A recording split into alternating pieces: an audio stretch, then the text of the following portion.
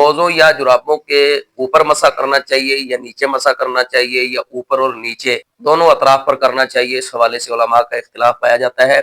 صحیح اور درست بات یہ ہے کہ بندے کو صرف اوپر مسح کرنا چاہیے۔ دلیل اس کی مسند حمیدی کے اندر مروی سیدنا علی رضی اللہ تعالی عنہ کے حوالے سے ایک حدیث ہے، کہتے ہیں کہ اگر میں نے اللہ کے رسول صلی اللہ علیہ وسلم کو موزوں کے اوپر مسح کرتے ہوئے نہ دیکھا ہوتا لَظَنَنْتُ أَنَّ بُطُونَهُمَا أَحَقُّ، تو ضرور بھی ضرور میں یہ گمان کر لیتا کہ پاؤں کی نچلی جو اطراف ہے، موزوں کے نیچے والا جو حصہ ہے وہ مسح کا زیادہ حقدار ہے۔ تو اس حدیث سے معلوم ہوتا ہے کہ بندے کو مسح اوپر والی اطراف کے اوپر کرنا چاہیے۔ اور دوسری بات یہ بھی معلوم ہوتی ہے کہ عقل کو شریعت کے تابع کرنا چاہیے، نہ کہ شریعت کو عقل کے تابع کرنا چاہیے۔ جس جگہ آپ کی عقل شریعت کے ساتھ ٹکرائے تو اس جگہ آپ سمجھ لیں کہ آپ کی عقل نہیں بلکہ بیوقوفی ہے۔ اگر عقل ہوتی تو وہ شریعت کو شریعت مانتی اور اپنے اوپر حاکم مانتی۔